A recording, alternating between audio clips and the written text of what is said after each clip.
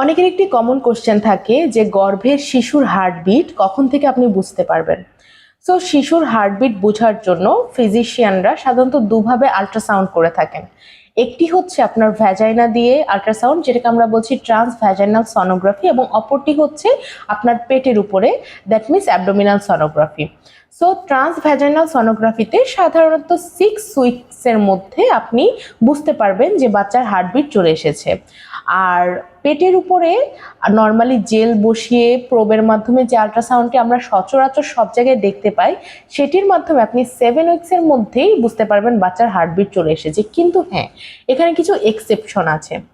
অনেক ক্ষেত্রে বাচ্চার হার্টবিট আসতে একটু দেরি হয়, সেক্ষেত্রে দুশ্চিন্তার একদমই কারণ নেই। আপনি যে ফিজিশিয়ানের আন্ডারে আছেন তিনি আপনাকে সঠিক পরামর্শ দিবেন যে আপনার আবার কতদিন পরে আসা উচিত, যখন উনি করলে আপনার কনফার্ম বাচ্চার হার্টবিট পাবে, বা আপনার যদি দুশ্চিন্তা করার কারণ থাকে উনি সেটা অবশ্যই আপনাকে গাইডলাইন দিবে, বা আপনাকে বলবে যে আপনার দুশ্চিন্তা করার কারণ নেই, আপনি কয়েকদিন পর আসলে আবার পুনরায় আল্ট্রাসাউন্ড করলে আপনি বাচ্চার হার্টবিটটি বুঝতে পারবেন।